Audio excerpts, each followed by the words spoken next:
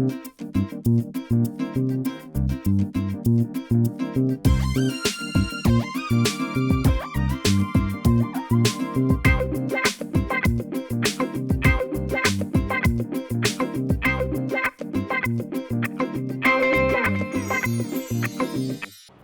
वालेकुम नाज़रीन, मैं हूं ज़फ़र डोगर और आप देख रहे हैं प्रोग्राम आज 41 के साथ।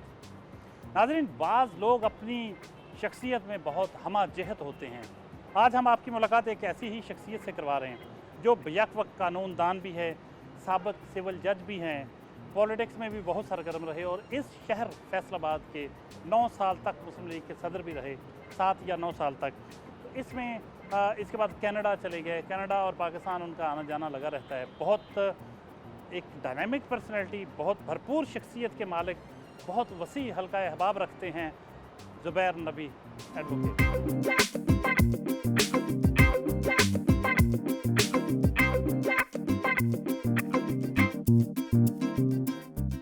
ज़ुबैर नबी नाम ही काफ़ी है। बहुत बड़ी शख्सियत, जैसा कि हमने बताया, कानून दान भी हैं, कानून के उस्ताद भी हैं, इस्लामिक लॉ पढ़ाते हैं, कनाडा में भी इस्लामिक लॉ पढ़ाते रहे और फिर सियासतदान भी हैं, इलेक्शन लड़ते रहे हैं। इसके अलावा ये सिविल जज भी रहे हैं फैसलाबाद में। तो आज कुछ थोड़ा सा इनसे हो जाए। ज़ुबैर साहब, पैदा कहाँ हुए, तालीम कहाँ हासिल की, फैसलाबाद से इतनी यादें, आपका अपना शहर, और फिर कनाडा चले गए। सर, आज से 70 साल पहले मैं लाठियाँ वाला 290 में पैदा हुआ। फिर ब्राटअप हुआ तारकाबाद, यहाँ महल्ला है, बड़ा मशहूर महल्ला है, तो वहाँ ब्राटअप हुआ। मुस्लिम हाई स्कूल तारकाबाद से मैंने मैट्रिक किया। गवर्नमेंट कॉलेज यूनिवर्सिटी, जो पहले गवर्नमेंट कॉलेज फैसलाबाद था, धोबी घाट था, वहाँ से मैंने ग्रेजुएशन की। फिर पंजाब यूनिवर्सिटी लाहौर से मैंने लॉ किया। वहीं से मैंने पॉलिटिकल साइंस में MA किया। उसके बाद मैंने जुडिशरी का एग्ज़ाम दिया और मैं बतौर सिविल जज सरगोदा में तैनात हुआ। बाद में मैंने 3 साल के बाद जब वहाँ का टेन्योर पूरा हो गया तो मैं छोड़ के यहाँ फैसलाबाद में आ गया और मैंने अपनी वकालत शुरू कर दी और साथ ही सियासत में हिस्सा लेना शुरू कर दिया।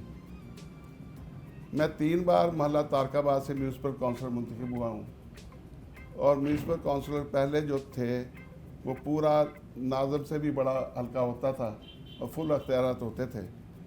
तो उसके बाद मैं मुस्लिम लीग नून का प्रेसिडेंट रहा 9 साल, सिटी फैसलाबाद का। मैं इस्लामिक लॉ भी पढ़ाता था लॉ कॉलेज में। उसके बाद 2002 में मैं कनाडा चला गया बच्चों की एजुकेशन के लिए।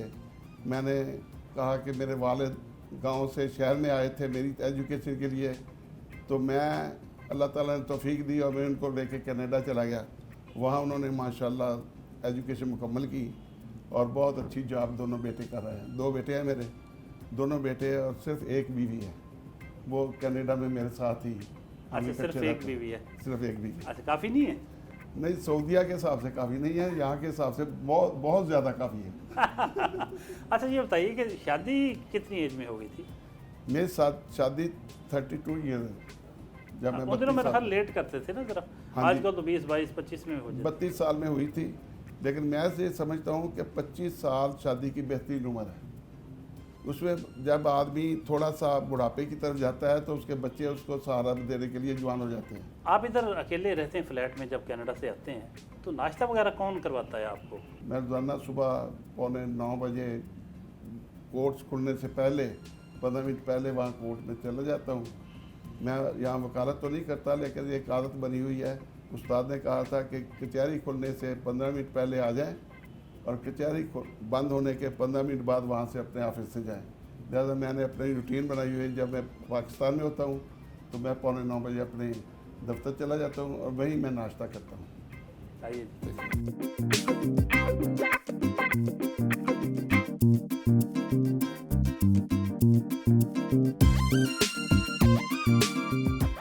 पॉलिटिक्स में कैसे शगफ आपका पैदा हुआ? तो इस तरह के जब मैंने जज छोड़ के वकालत शुरू की तो वकालत में सियासत एक लाजमी अमर होता है। तो मोहल्ले में इससे पहले हमारे एक अजीज़ काउंसलर थे जिसके बाद अगले साल वो एक हमारे मुखालिफ ग्रुप का काउंसलर आ गया, तो उस मुखालिफ ग्रुप के काउंसलर ने काफ़ी ज़्यादा मोहल्ले में ना बददियांतियाँ की, जो बाजार लगती थी वैसे अल्लाह ताला को मालूम है कि क्या हुआ। तो दोस्तों ने फैसला किया कि आपने इलेक्शन लड़ना है। मैंने इलेक्शन लड़ा और मैंने इलेक्शन चूहा कैंपेन के ज़रिए लड़ा। अच्छा जी। मेरी चूहा कैंपेन ये थी कि मैंने एक बाटा की नई जूती ली और हर घर में अकेला जाता था, कोई बंदा साथ नहीं होता था। और मेरी खुशकिस्मती शुरू से ये थी कि मेरी वालदा कोऑपरेटिव बैंक की सदर थी, जो हमारे हलके में था, वुमेन कोऑपरेटिव बैंक। तो जहाँ ख़वातीन का हमारे घर में आना जाना था, टीचर्स का, नई डॉक्टर्स का, सब का, तो इसलिए मेरे साथ वो सारी फैमिलियर थी। मैं किसी भी घर में दस्तक देकर जा सकता था। इस तरह मैंने वो इलेक्शन जो है 15,000 से 16,000 रुपए मेरे खर्च हुए, वो इलेक्शन मैंने जीत लिया। अल्लाह ने मेहरबानी की, महल्लेदारों ने मेहरबानी की। और जबकि मेरे मुखालफिन 3 थे, तीनों के 7-7 लाख से ज़्यादा पैसे लगे थे। फिर उसके बाद 3 बार मुतवातर मैं काउंसलर बना। हम डिस्ट्रिक्ट बार फैसलाबाद पहुँचे हैं और यहाँ से हम ज़ुबैर नबी साहब के चैम्बर में जाएंगे। जब भी ये पाकिस्तान आते हैं और यहाँ जितनी देर भी रहते हैं, चैम्बर में महफिलें जमती हैं और चैम्बर आना नहीं भूलते। आइए चलते।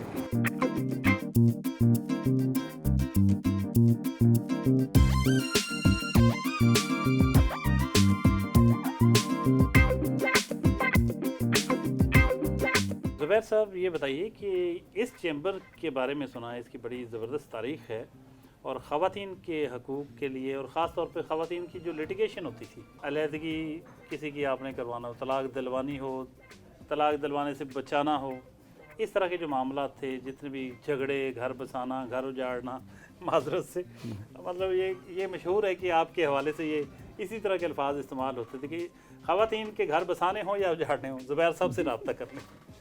तो ये क्या मामला है? कुछ ज़्यादा केसेस यही करते? लॉ कॉलेज में इस्लामिक लॉ पढ़ाता था।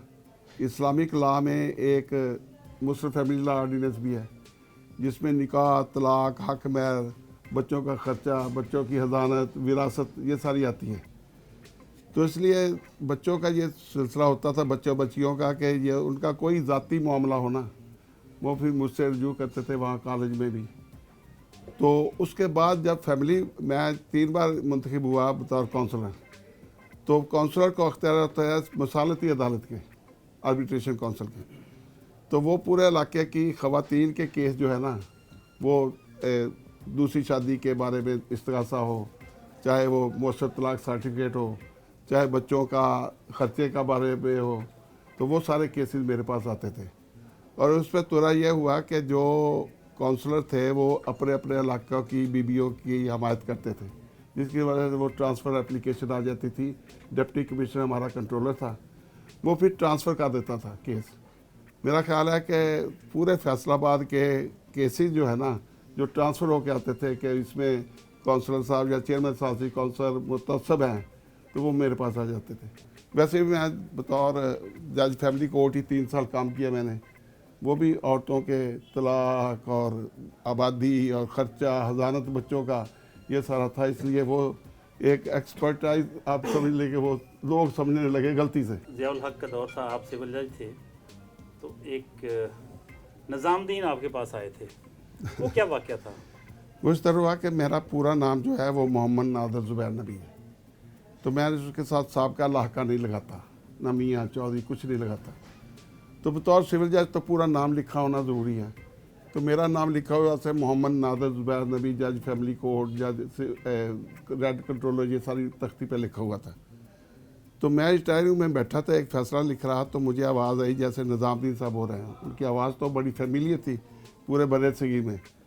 तो मैंने पी से कहा कि देखो कौन आया। उसने कहा जी वो निज़ामुद्दीन साहब हैं, रेडियो वाले। मैंने कहा बुला के लाए। वो बैठे, मैंने चाय मंगवाई। सरगोदा में पकौड़ियाँ मशहूर हैं, यहाँ पकौड़े हैं ना, वहाँ पकौड़ियाँ मंगवा ली। तो मैंने कहा जी आप किधर आए थे? उसने कहा काका मैनू तेरे कोई काम नहीं, लोकी 6 सफ़े ते फैसला लिखते हैं, तो जरा 5 सफ़े ते नाम लिखता मैं उन्हें देखना है। मेरे नाम की तवालत के हवाले से उसने ये बात की।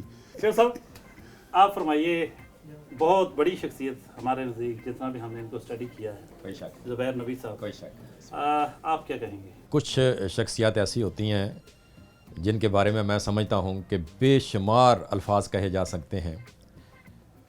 हमारे बहुत प्यारे दोस्त ज़ुबैर नबी साहब एक बहुत ही अच्छे इंसान और अच्छे किरदार के मालिक हैं। सियासत में उस्ताद होने के नाते, वकालत में और एक अच्छे इंसान होने के नाते बेशुमार खूबियों के हामिल हैं। बड़ी अच्छी सियासत की, इलाकाई सियासत की, सियासत को छोड़ के वकालत की, बहुत अच्छी वकालत की, फिर टीचर भी रहे, बहुत अच्छे टीचर रहे, और आज भी जब हमारे पास आते हैं तो हम चाहते हैं कि ज़्यादा से ज़्यादा वक्त इनके साथ गुजारा जाए। ज़ुबैर साहब की स्टूडेंट भी रही हैं, उनकी पहली जूनियर खातून वकील भी हैं, बैंकिंग की प्रैक्टिस करती हैं, नैयर सुल्ताना राना एडवोकेट इसी चैम्बर में प्रैक्टिस कर रही हैं आजकल। मुझसे ज़ुबैर साहब के बारे में कुछ जानते हैं। मैडम कुछ फरमाइएगा। ज़ुबैर नबी साहब की जो शख्सियत, वो हमा जहत शख्सियत के मालिक हैं। हमा जहत शख्सियत के मालिक इस तरह हैं कि वो उस्ताद हैं, वकील हैं, जज भी रहे हैं, सियासतदान भी हैं, और सबसे बड़ी बात जो है कि वो बहुत अच्छे इंसान हैं। मारूफ कानूनदान हैं एजाज़ अहमद, वो पेस्टिसाइड के स्पेशलिस्ट हैं, उसकी वकालत करते हैं। उनसे भी कुछ ज़ुबैर साहब के बारे में जानते हैं। ज़ुबैर साहब को मैंने ज्वाइन किया था अक्टूबर 1995 में, और अक्टूबर 1998 में मैं यहाँ से अलहदा हुआ हूँ, और ज़ुबैर साहब की ज़ेर निगरानी मैंने अपना ऑफ़िस जो था वो अल्लामा इकबाल बिल्डिंग में शिफ्ट किया। और मैंने ज़ुबैर साहब से सिविल लॉ, फैमिली लॉज और रेंट लॉज, इसमें बहुत ज़्यादा इनकी महारत थी। और अब मैं भी पेस्टिसाइड और फर्टिलाइज़र लॉ के अलावा सिविल में भी मेरी माशाल्लाह अच्छी स्टैंडिंग है। और ये जितना कुछ है, और मेरे भी दफ्तर के जितने असूल हैं, वो वही असूल हैं जो इस ऑफ़िस के हैं।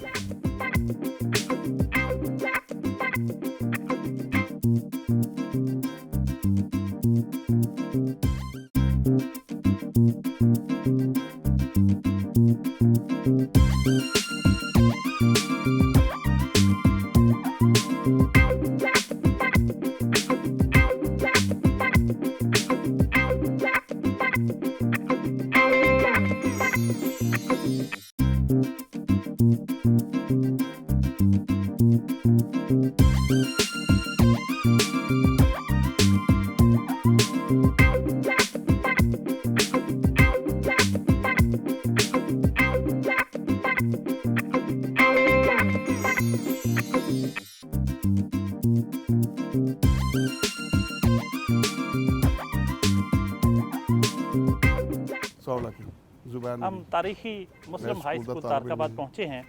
ये वो स्कूल है जो अंजुमन इस्लामिया ने 1906 में बनाया था अपनी मदद आप के तहत। लोगों के घरों से जा जाकर एक जो मुट्ठी गंदम या आटा लेके बहुत बड़ी तादाद में लोगों के घरों में जा जाकर रकम इकट्ठी की इस तरह, और फिर ये स्कूल बना।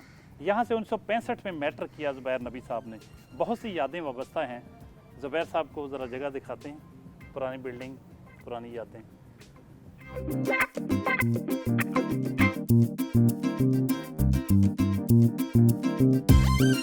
ये तो फिर इमारत आपको 1965 में जब मैट्रिक किया तो आप बहुत पीछे चले गए, अपनी सारी यादें, रिकॉल योर मेमोरी।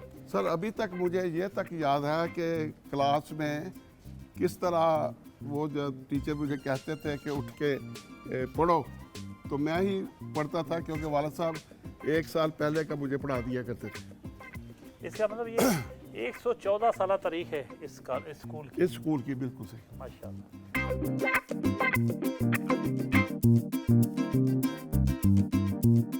इस तारीखी हाई स्कूल के प्रिंसिपल हाजी मोहम्मद अख्तर भी यहाँ मौजूद हैं, उनसे हम बात करते हैं। और इस स्कूल की जहाँ बाकी बहुत सारी इसके इम्तियाज़ात हैं, कुछ इनकी ज़ुबानी भी सुनते हैं कि यहाँ इस स्कूल के बारे में कुछ फरमाएं कि ये किस तरह दूसरे स्कूलों से मुमताज़ था। जी सर। बिस्मिल्लाहिर्रहमानिर्रहीम। मुस्लिम हाई स्कूल तारकाबाद को ये एजाज़ हासिल है कि पहले निशान हैदर हासिल करने वाले कैप्टन मोहम्मद सरवर शहीद ने 1926 में इसी अदारे से मैट्रिक का इम्तहान जो है इम्तियाज़ी हैसियत से पास किया, और 1948 में ओडी के मुकाम पर पाक इंडिया जंग के दौरान 40 भारतीयों को वासले जहन्नम करते हुए शहादत हासिल की। माशाल्लाह, बहुत बड़ी बात है। पहला निशान हैदर इसी स्कूल के एक तालिब इल्म को मिला, कैप्टन सरवर शहीद। तो कैप्टन सरवर शहीद और ज़ुबैर नबी साहब स्कूल मेट भी हैं, एक ही स्कूल में है। वो वक्त तो मुख्तलिफ था, लेकिन बहरहाल उनका भी यही स्कूल था और एक ही स्कूल के ये फारगुल तहसील है।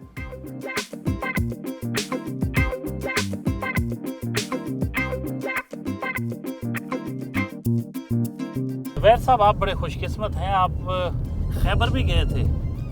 तो आपने वो दरवाज़ा, आपने बताया था कि वो दरवाज़ा भी अभी मौजूद है जो हज़रत अली करमुल्लाह वजह ने उस वक्त जब खैबर फतह किया तो उठाया था।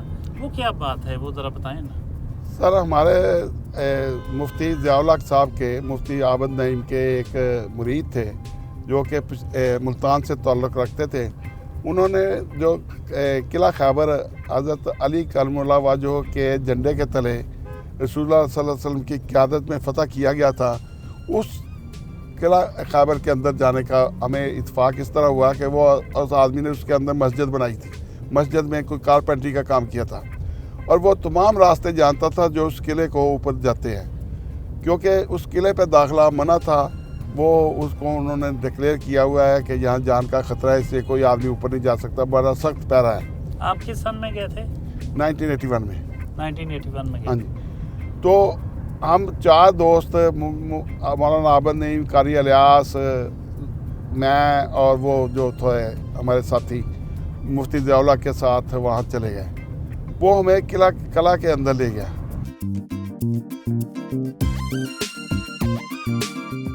तारकाबाद पहुँचे हैं। यहाँ एक मदरसा है, मदरसा बशीर खानम ग़ुलाम नबी। ये मदरसा बनाया है ज़ुबैर नबी साहब ने अपनी वालदा मोहतरमा और वालिद मोहतरम के नाम, और ये वक़फ़ किया है और इसका इंतज़ाम इंतज़ाम, इसके अखराजात ज़ुबैर नबी साहब ही बर्दाश्त करते हैं। यहाँ बच्चियों को मजहबी तालीम दी जाती है। आइए देखते हैं।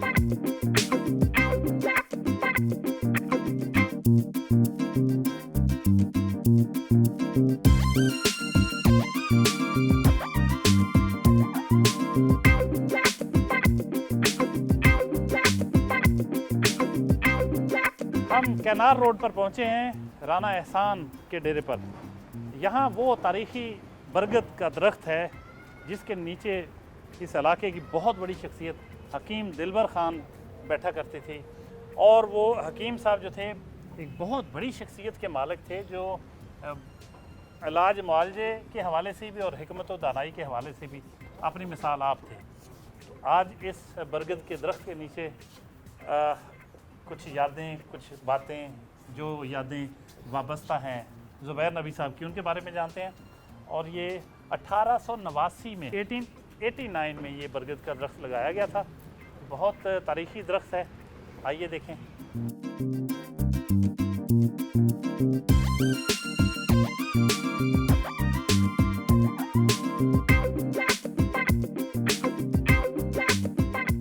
नाज़रीन, ये वो तारीख़ी दरख्त है बरगद का जिसके नीचे हकीम दिलबर यहाँ बैठ के लोगों का इलाज मुआवजा करते थे। उनको बड़े हिकमत और दानाई पर मबनी मशवरे दिया करते थे। बहुत बड़ा नाम, बहुत बड़ी पर्सनैलिटी थी। ऐसे ऐसे वाक़यात जुड़े हुए हैं उनकी ज़ात से कि आज भी को पुराने जो बुज़ुर्ग मिल जाएं तो वो बताते हैं कि वो किस तरह बंदे को देख के ही उसका इलाज कर देते थे, बता देते थे इसे क्या बीमारी है।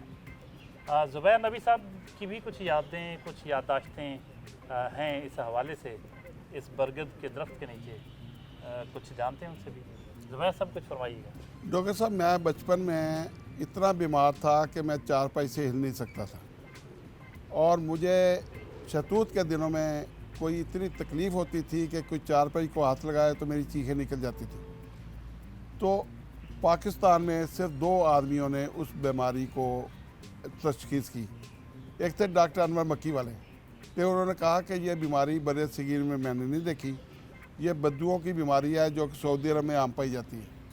तो जब हकीम साहब के पास आए तो हकीम साहब ने बताया कि ये बीमारी मुझे भी थी, और बताते थे कि सिर्फ 3 आदमी अब तक देखे गए हैं जो इस बीमारी में मुब्तला है, उनमें से एक आप हैं।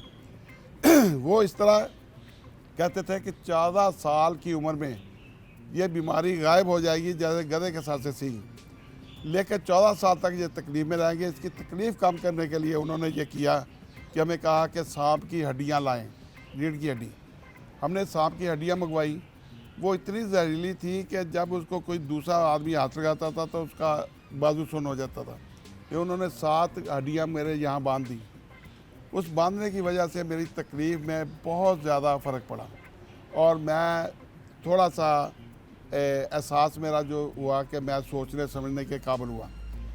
जब मैं 12 साल का था तो सिविल अस्पताल के साथ ही हमारी नज़दीकी रहायश थी तारकाबाद में, तो पता चला कि हकीम साहब को शहीद कर फायरिंग हुई है, उन पर हमला हुआ है। तो सैकड़ों ने हमला किया है। मैं अस्पताल पहुंचा तो उनको ऑपरेशन थिएटर में ले गए थे। मैं बाहर बैठ गया।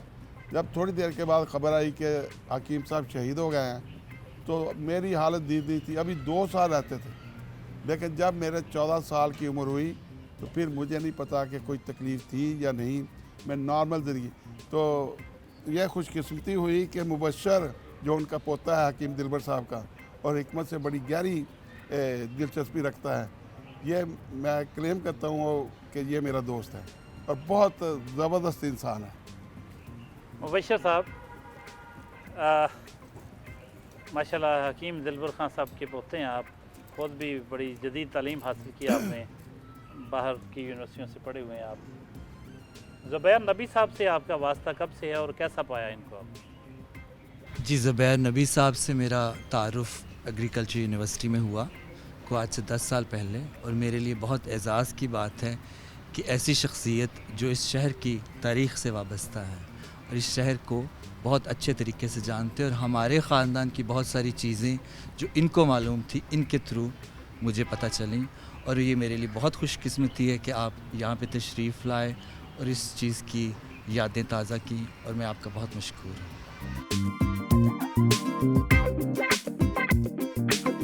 ज़ुबैर साहब, जब आपने पॉलिटिकल साइंस में पंजाब यूनिवर्सिटी से मास्टर की डिग्री ली 1974 के लगभग, तो इसका मतलब ये 1972 के करीब लगभग आप दाखिल हुए होंगे यूनिवर्सिटी में। तो ये नज़रियाती कशमकश के अरूज का ज़माना था। तो उस वक्त के स्टूडेंट्स पॉलिटिक्स जो थी और जो उस वक्त के स्टूडेंट लीडर बड़े बड़े थे, वो कौन थे और कुछ बताइए कि कैसा माहौल हुआ करता था? सर, हमारे ज़माने में यूनिवर्सिटी में 2 ग्रुप थे, एक राइटिस्ट एक लेफ्टिस्ट। राइटिस्ट की नुमाइंदा जमात थी इस्लामी जमात तलबा थी, जबकि लेफ़्ट की 2 जमातें थी, नेशनल स्टूडेंट ऑर्गेनाइजेशन और national student federation NSF NSO। वहाँ उन ज़माने में बाद में फिर पीपल्स स्टूडेंट बनी और मुस्लिम स्टूडेंट फेडरेशन बनी, लेकिन हमारे ज़माने में कतई तौर पे ये 2 नज़रियाती जमातें थी। जो लेफ़्ट के आदमी थे उनकी तवज्जो होती थी कि उनका लीडर होता था रशिया, कि रशिया क्या कर रहा है, हमने रशिया के साथ जाना है। जो राइट की जमातें थी उनका नज़रियाती लीडर होता था सऊदी अरब।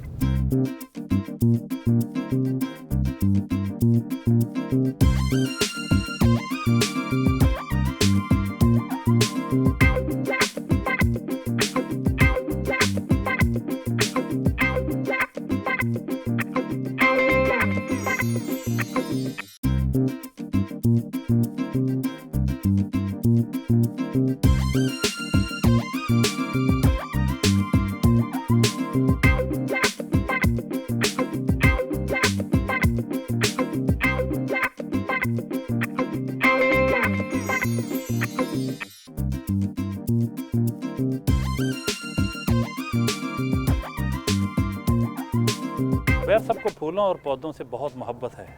ये मोहब्बत इतनी बड़ी कि इन्होंने एक नर्सरी बना ली। 2.25 एकड़ पर मुश्तमिल एक नर्सरी है जहाँ बहुत ही मुख्तलिफ अनवा व अक़साम के पौधे हैं। आइए नर्सरी दिखाते हैं आपको।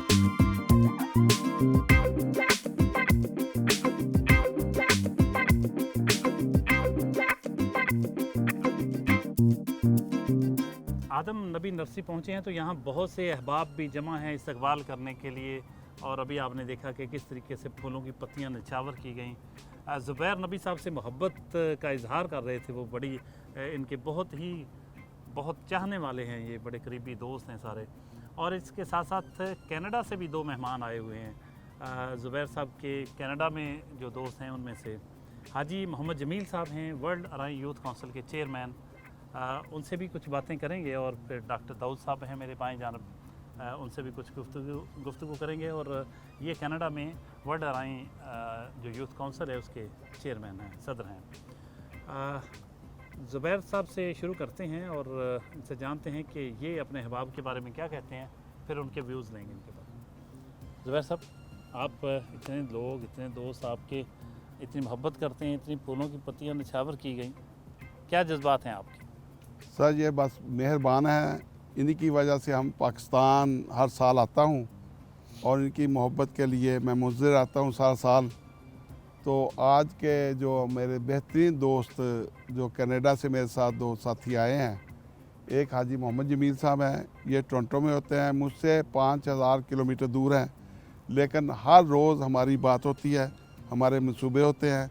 और ये वर्ल्ड यूथ काउंसिल के चेयरमैन हैं और हमारा ये मिशन है कि हम अपने अराई भाइयों से पैसे इकट्ठे करते हैं और ख़ुद अपने पैसे देते हैं, कभी किसी से चंदा नहीं मांगा, और तमाम बनी नौ इंसान के लिए हम फलाही अदारे बनाते हैं। अब हाजी मोहम्मद जमील साहब ने यहाँ एक इनका वहाँ रेस्टोरेंट है तबाक, जो कि पाकिस्तान से जाने वालों के लिए पहली पनाहगाह होती है। कोई सियासतदान हो, कोई अदाकार हो, किसी भी पार्टी का हो, जब तक वो तबाक का दौरा नहीं कर लेता वो समझता है कि मेरा कनाडा का दौरा मुकम्मल नहीं हुआ। यहाँ हाजी साहब ने एक बहुत बड़ी प्रॉपर्टी जो है उसको वक्फ़ किया है और वहाँ डिस्पेंसरी बना रहे हैं और जल्दी ये ऐसी वैन्स बनाएंगे जो कि गांव-गांव जाकर लेबॉरेटरी टेस्ट करेगी और अल्ट्रासाउंड करेगी। हाजी साहब से हम जानते हैं। हाजी मोहम्मद जमील साहब, कुछ फरमाइए। आपके हमदम में देरीना हैं ज़ुबैर नबी साहब, कुछ फरमाइएगा इनके बारे में। सर जी, ज़ुबैर नबी साहब जो है वो दिलो जान है हमारी, और स्पेशली ओवरसीज़ पाकिस्तानी कम्युनिटी की, जैसे लोगों ने, दोस्तों ने यहाँ इस्तकबाल किया। और कल भी मेरा तकरीबन आधा दिन इनके साथ ही गुजरा कचहरी के अंदर। जितने भी लॉयर्स हैं सब इनको उस्ताद जी कहते थे। माशाल्लाह इतनी इज़्ज़त अल्लाह ताला ही दे तो मिलती है इंसान को, ठीक है, और जो बंदा दिल का साफ़ होता है उसको इतनी इज़्ज़त मिलती है।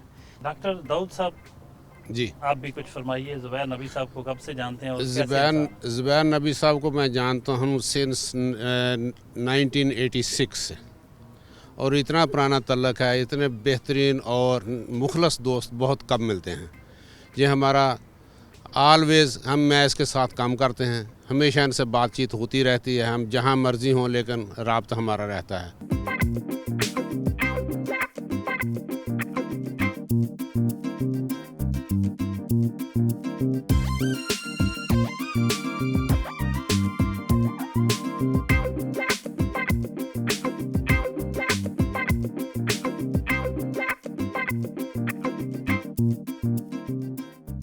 नर्सरी से वापसी पर शाम के साए ढल चुके हैं और बल्कि अंधेरा छा रहा है। ज़ुबैर साहब से आप इनकी ज़ाती ज़िंदगी के बारे में कुछ जानते हैं और इनकी पसंद नापसंद के बारे में। ज़ुबैर साहब, आप वकील भी, सियासतदान भी, सिविल जज भी रहे, सोशल वर्कर भी हैं, लॉ के साथ भी रहे। आप अपने तौर पर कोई एक चॉइस दी जाती तो क्या बनना पसंद करते? सर इसमें मेरी कोई दूसरी राय नहीं है, बल्कि मैं तो सिर्फ़ और सिर्फ एक टीचर के तौर पे प्रोफेशनल पढ़ाता। अपने हमदमे देरीना मुश्ताक पराचा के साहबजादे शहजाद पराचा से मिलने पराचा इंडस्ट्रीज़ पहुँचे। झंग रोड पर वाक़या है, आइए आपको लिए।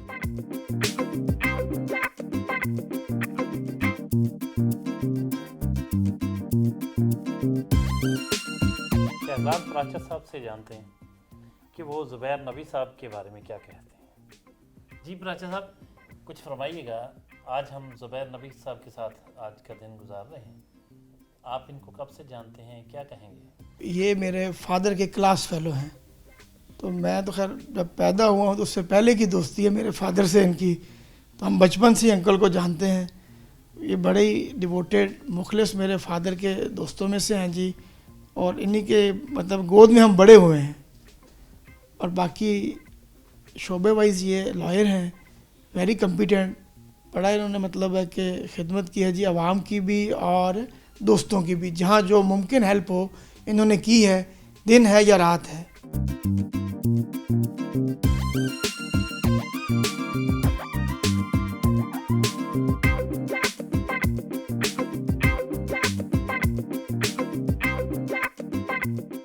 बिल्कुल जैसा कि मैंने बताया कि बशीर एजाज साहब फैसलाबाद के नामवर सहाफ़ी पूरी तारीख़ हैं, और फैसलाबाद की तारीख़ ना सिर्फ ख़ुद तारीख़ हैं बल्कि तारीख़ रकम भी करते हैं और महफूज करते हैं। एक वो नादर व नायाब तस्वीर जो कहीं से ना मिलें फैसलाबाद के बारे में, वो इन्होंने यहाँ जमा कर रखी हैं इस लाइब्रेरी में। और ये ख़ुद एक बहुत बड़ी शख्सियत है, इनसे जानते हैं कि ये शौक़ इन्हें कब हुआ फैसलाबाद की हिस्ट्री प्रिजर्व करने का, और इस वक्त इस लाइब्रेरी में कितनी तस्वीर हैं और किस किस्म की हिस्ट्री इन्होंने प्रिजर्व की हुई है। बशीर एजाज साहब फरमाइएगा, माशाल्लाह आप पे तो ख़ुद एक प्रोग्राम होना चाहिए। इस वक्त हमें ये बताइएगा कि इतनी खूबसूरत तस्वीर, इतनी तारीख़ी तस्वीर जिनको देख के वाकई अंदाज़ा होता है कि ये है रियल फैसलाबाद जो कभी हुआ करता था जब इसे बसाया गया था इस शहर को, या उसके बाद के सालों में जो इसका नक्शा था। कैसे ख्याल आया कि इन्हें प्रिजर्व करना है? ये बेसिकली जब मैंने फ़ोटोग्राफ़ी स्टार्ट की, पहले मैंने स्पोर्ट्स फ़ोटोग्राफ़ी करता था, तो मेरे कई दोस्त थे जैसे डॉक्टर रियाज मजीद साहब हैं, ऐसे ही हमीद शाकर साहब हैं, मेरे कई दोस्त हैं डॉक्टर शबीर कादरी साहब, हम इकट्ठे, ज़ुबैर नबी साहब भी हमारी टीम पे ऐसे थे, हम इकट्ठे अवाम में बैठते थे। तो इन्होंने कहा कि यार, मुझे वो एक दिन सवाल किया डॉक्टर रियाज मजीद ने कि यार आप 5-6 बिल्डिंगों की तस्वीर ज़रूर बना लो, आपके हाथ की बननी चाहिए। मैं क्या कौन सी? वो कहते जी एक घंटाघर हो जाए, गुरुद्वारा हो जाए, मंदिर हो जाए, और रेल बाज़ार के बाद लोग केसरी गेट हो जाए, गुमती हो जाए, और ज़िला कौंसिल हो जाए, और जामे मस्जिद हो जाए। ये कम से कम 6 तस्वीरें आप महफूज कर लें यार, कहीं ये ना हो कि ये कहीं गिर जाएँ या ख़राब हो जाएँ। तो 6 तस्वीरों से मैंने ये सफ़र का आगाज़ किया, और मैं रियाज मजीद को शायद पता नहीं चला कि मैं 6000 तक पहुंच गया। मैं कई दफ़ा बिल्डिंगों से गिरा, कैमरे गिरे, चोटें लगी, अल्लाह महफूज करता रहा, लेकिन ये सफ़र मैंने जारी रखा। फैसलाबाद के मारूफ शायर, सहाफ़ी, दानश्वर, और बहुत सी इनकी जहतें हैं इनकी शख्सियत की भी, और हर वक्त फैसलाबाद के हवाले से, अदबी हलकों के हवाले से इनकी जो कुछ न कुछ एक्टिविटी रहती है। हमीद शाकर साहब, ज़ुबैर नबी साहब के बारे में वो भी कुछ कहेंगे। हमीद शाकर साहब फरमाइए। ज़ुबैर साहब जो हैं वो अगर वो कला इनको देखते हैं तो वो समझते हैं कि ये बहुत कम्पिटेंट वकील हैं, और अगर ये दोस्तों की महफ़िल में होते हैं तो दोस्त इन्हें वकील के तौर पर नहीं जानते, वो सिर्फ़ एक दोस्त के तौर पर इन्हें देखते हैं। तो मुझे तो अब इनके साथ इनकी 3-4 किताबों पर काम करने का मौका भी मिल रहा है। मैं बड़ा हैरान हुआ हूँ, हालांकि मेरी इनके साथ आशनाई जो है, मैं समझता हूँ कि 80s के इख्तिताम पर हमने फैसलाबाद वेलफेयर काउंसिल के नाम से एक तंजीम बनाई जिसके सदर ज़ुबैर साहब थे, जनरल सेक्रेटरी मियाँ साहब थे, और मैं भी इनका एक वर्कर और जॉइंट सेक्रेटरी के तौर पर इनके साथ शामिल था।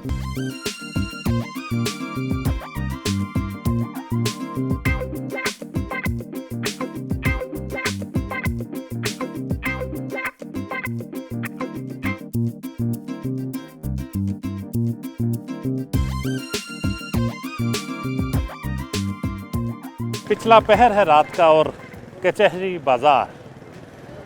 बाज़ार में मारूफ पॉलिटिकल एक्टिविस्ट अकरम खान का सियासी डेरा जमता है, और बहुत से सियासी कारकुन यहाँ जमा होते हैं और मुल्की सियासत ज़ेर बहस आती है। और जब भी ज़ुबैर नबी पाकिस्तान आते हैं तो उनकी रातें इसी डेरे पर गुजरती हैं। आइए आपको भी लिए चलते।